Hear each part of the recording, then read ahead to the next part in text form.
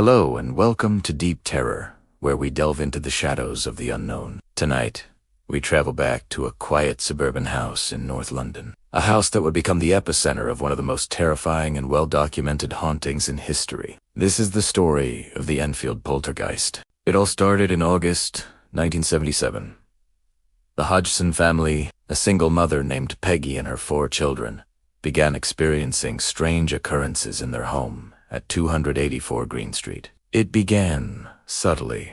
Furniture would shift slightly, and drawers would slide open on their own. The family initially dismissed it, thinking it was just their imagination or a prank. But things were about to escalate in a way they could never have prepared for. One evening, Janet, who was 11, and her brother Pete, aged, complained to their mother that their beds were shaking violently. Peggy entered their room, expecting to find them playing a game, but saw a heavy chest of drawers sliding across the floor by itself. She tried to push it back, but an unseen force resisted her. Terrified, she gathered her children and fled to a neighbor's house, where they called the police. A police constable arrived, skeptical at first. But while she was in the house, taking Peggy's statement, she personally witnessed a chair levitate and move across the room. In her official report, she confirmed that she saw the chair move, but could not determine the cause. The supernatural activity was no longer just a family claim. It had been witnessed by law enforcement. As the days turned into weeks,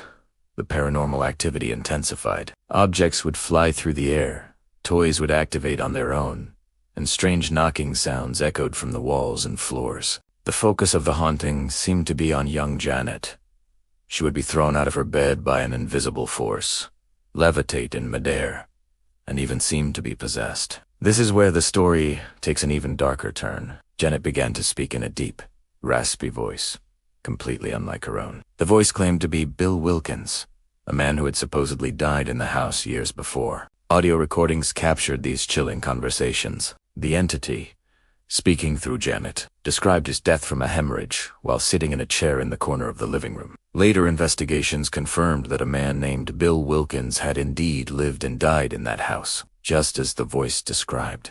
News of the Enfield haunting spread like wildfire. Paranormal investigators, journalists, and skeptics flocked to the house. Among them were Maurice Grass and Guy Lyon Playfair from the Society for Psychical Research. They spent months documenting the events, capturing incredible photographs of levitating objects and of Janet herself, seemingly being thrown across the room. One famous photo shows her midair, her face contorted in either fear or pain. Of course, the case was not without its controversies. Skeptics argued that the children were simply playing elaborate pranks. Janet herself even admitted to faking some events, explaining that they did it to see if the investigators would catch them. She said they faked things about 2% of the time, often when the investigators were pushing them to produce phenomena. However, she maintained that the vast majority of the activity was absolutely real. But how do you explain the police officer's testimony, or the audio recordings of a voice that experts couldn't identify as Janet's?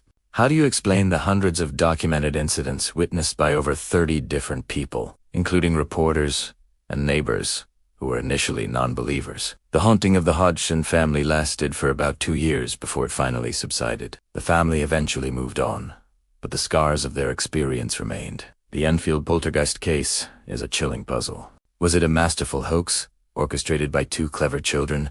Or was the Hodgson family truly tormented by a malevolent spirit from beyond the grave? The evidence is there, but the explanation is not.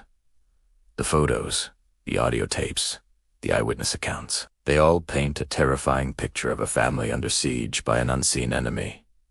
What do you think? Was this a genuine haunting or a clever fraud? Let us know your theories in the comments below. Thanks for joining us on Deep Terror. If you enjoyed this journey into the unknown, be sure to like, subscribe, and hit that notification bell so you don't miss our next chilling investigation. Until next time, stay curious.